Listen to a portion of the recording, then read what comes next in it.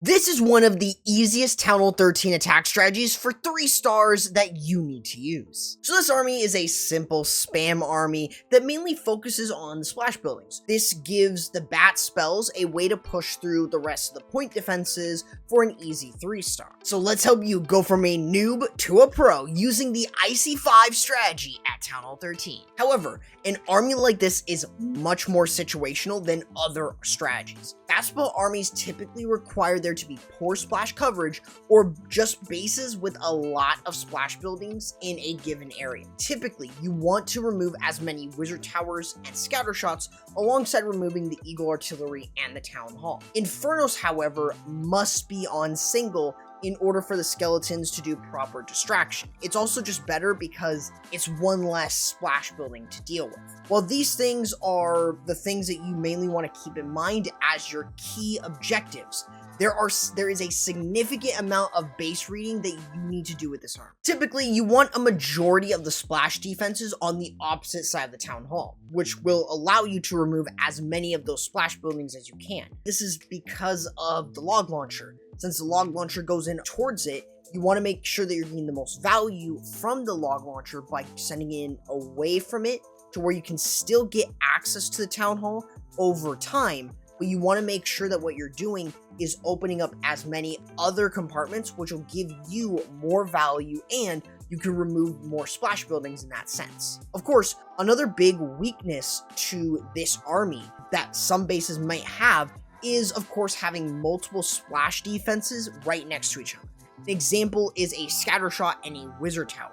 It only takes one freeze to freeze them both, and this can get you massive value since you're typically bringing around 4 to 5 freeze spells. So this is a pretty significant weakness to find in a base. However, do not overlook grouped air set expos. Anything more than 2 air and ground expos right next to each other can be pretty dangerous. It's fairly similar to a Tesla farm, and if you don't overwhelm them, they can be a pain.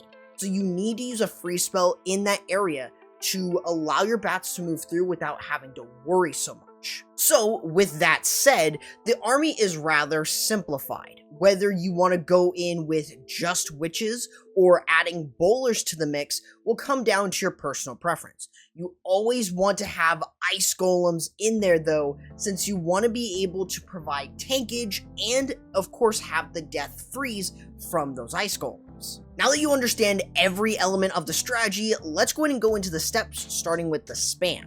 You typically want to do some funneling, so you're going to start off with an ice golem, 2 witches, and if you're bringing them, 2 bowlers. Same thing on the opposite side, so you can get your main units into the middle of the base. This is typically where I would then send in the rest of your ice golems, the rest of your bowlers, and the rest of your witches. Sending in your heroes into the base, so try to hold onto them until the log launcher opens some walls, is really, really crucial. You just want to make sure that you're working yourself in.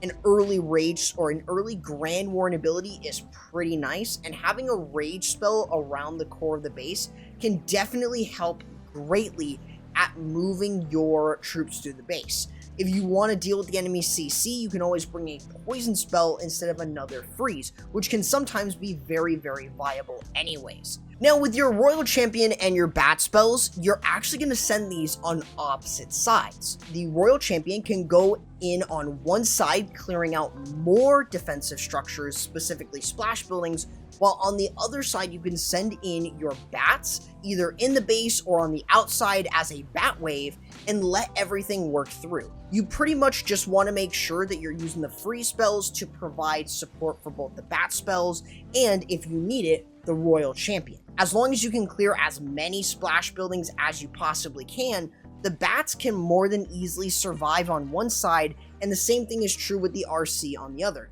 I find it to be incredibly easy and very consistent. I'd recommend still bringing in some cleanup troops like minions, which will help you clear through and make your life 10 times easier, but otherwise, this is a strategy that really doesn't need a lot of planning and is incredibly easy for you to use. Now, do you need more examples to help you improve with this army? Well, check this one out.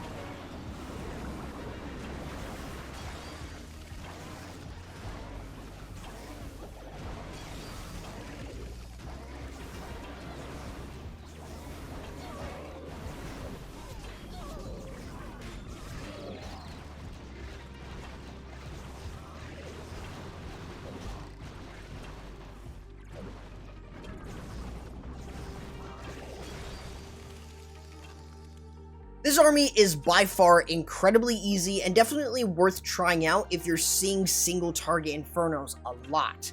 Of course, if you want more armies to use at Town Hall 13, check out my Town Hall 13 Attack Strategy tier list and I will see you there.